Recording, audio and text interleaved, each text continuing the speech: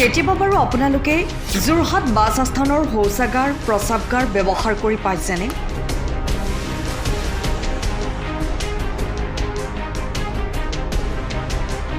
কদৰ্যময় ৰূপ দুৰ্গন্ধত নাক কোচ খোৱাটো স্বাভাৱিক।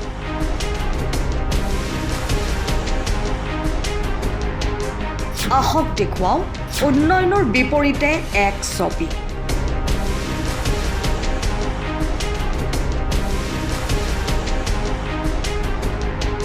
ৰাজ্য চৰকাৰে ৰাজ্যৰ সৰ্বাংগীন উন্নয়নৰ শ্লোগান সঘনাই আওৰাই আহিছে। বিশেষকৈ পথ যোগাযোগ উন্নয়ন ত্বৰান্বিত হোৱা বুলিও উল্লেখ কৰি আহিছে। কিন্তু তাৰ পাছতো ৰাজ্যৰ ভিন্ন প্ৰান্তলৈ যাত্ৰা কৰা যাত্ৰীসকলৰ বিভিন্ন সুবিধাৰ ক্ষেত্ৰত কিমান গুৰুত্ব আৰোপ কৰিছে চৰকাৰে? চৰকাৰৰ উন্নয়নৰ বিপৰীতে এক ছবি দেখা পোৱা গৈছে যোৰহাটৰ আন্তঃৰাজ্যিক বাছ আস্থানত। আস্থানৰ টয়লেটৰ পৰা আৰম্ভ কৰি বিভিন্ন অসুবিধা সন্দৰ্ভত দীৰ্ঘদিন ধৰি অভিযোগ উত্থাপিত হৈ অহাৰ পাছত আজি অসম জাতীয়তাবাদী যুৱ ছাত্ৰ পৰিষদৰ পশ্চিম যোৰহাট আঞ্চলিকৰ সদস্যসকলে ৰাজ্যৰ অভিযোগৰ ভিত্তিত এক চৰজমিন অধ্যয়ন চলায় যোৰহাট ISBT। আৰু তাৰ পাছতেই সন্মুখত আহে বাছ আস্থানৰ বিভিন্ন সমস্যা। কদৰ্যময় ৰূপ ধাৰণ যোৰহাটৰ আন্তঃৰাজ্যিক বাছ আস্থানৰ, বিধ্বস্ত ৰূপ ধাৰণ যোৰহাটৰ ISBTৰ শৌচালয়, দুৰ্গন্ধৰ বাবে সমস্যাৰ সৃষ্টি স্থানীয় ৰাইজ তথা যাত্ৰীৰ। এনেই ISBT ঠিকে আছে, কিন্তু যিটো মই টয়লেট ইউজ কৰিছোঁ তাত মানে এখন দৰ্জা তলফালে তোমাৰ গ্লাছ নাই। আমাৰ যিহেতু মহিলাসকলৰ কাৰণে অসুবিধা হয়, আৰু এটাত মানে দৰ্জাখন ভালকৈ মাৰ নাখায়। পানীৰ সুবিধাটো কানেকশ্যনটো আছে যদিও গ্ৰাহকে মানে যাতায়াতৰ কাৰণে মানে অসুবিধাজনক নহয়। যাত্ৰীবিলাকৰ যথেষ্ট অসুবিধা হয়, বিশেষকৈ টয়লেটটো অকণমান পৰিষ্কাৰ হ'লে ভাল হয়। যোৰহাটৰ ISBT পৰিদৰ্শন অসম জাতীয়তাবাদী যুৱ ছাত্ৰ পৰিষদৰ, আৰু শীঘ্ৰেই যোৰহাট ISBTৰ সকলো সমস্যা সমাধানৰ দাবী জনায় সংগঠনটোৱে। এইটো চাওক, মইতো মানে সকলো তেখেতসকলক মই সম্পূৰ্ণ নাজানিম, কাৰণ কেলৈ কৈছোঁ ইয়াত মানে আমাৰ ডিভিজন ছাৰ আছে, DS ছাৰ আছে, SS ছাৰ আছে, তেওঁলোকে তেখেতক কৈছোঁৱেই যে বস্তুটো তেখেতক পাতিছে মোৰ লগত। তেখেতৰ সুপাৰিণ্টেণ্ডেণ্ট ছাৰ আছে, তেখেত ছুটীত গৈছে, মানে আহি পেলাই তেখেতসকলে মই জনাম যিখিনি কি বস্তু কি হৈছে কি হয়, তেখেতসকলক কি কয় মন্তব্যবিলাকো তেখেতৰ ফালে ভাল হ'ব। তেওঁলোকৰ দায়িত্বত আছে, সুপাৰিণ্টেণ্ডেণ্ট ছুটী গৈছে এতিয়া ছাৰ। মই এতিয়া তেখেতৰ টেম্পৰি মোক ইনচাৰ্জ হিচাপে দি থৈ গৈছে ইয়াত, এতিয়া মানে নথকাৰ পাছত তেওঁক চাবলৈ জাষ্ট কৈ থৈ গৈছে। মানে আজি সেইটো এটা আছোঁ মই, সেইখিনি তেখেতৰ পৰা সুধিলে বেছি ভাল হ'ব আপোনালোকৰ। সুপাৰিণ্টেণ্ডেণ্ট ছাৰ 22 তাৰিখলৈ ছুটী আছে, 22 তাৰিখে টেষ্ট।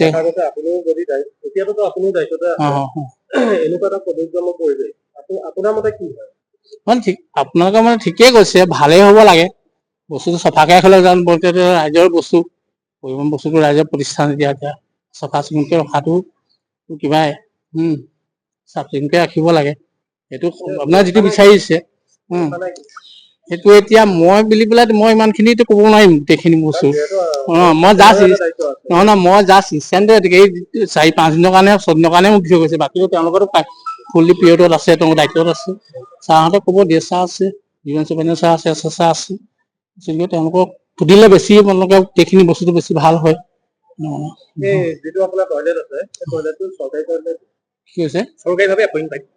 মানে এইটো মানে বস্তু টেণ্ডাৰ হয়, গোটেই বিশেষ মানে কেনেকে কি হয়, টেণ্ডাৰত কি হয় এইটো মানে ডিভিজন সুপাৰিণ্টেণ্ডেণ্ট DS ছাৰৰ কথা ক'লে তেখেতে সুধিলে আপোনালোকে বেছি ভালকৈ গম পাব। কালি তেখেতসকলে আহিব, তেওঁলোকে সুধিলে ভাল হয়। অসম ৰাজ্যিক পৰিবহণ নিগমৰ আজি পৰিদৰ্শন কৰিবলৈ আহোঁ অসম জাতীয়তাবাদী যুৱ ছাত্ৰ পৰিষদ পশ্চিম যোৰহাট আঞ্চলিক সমিতি সতীৰ্থসকল লগত লৈ।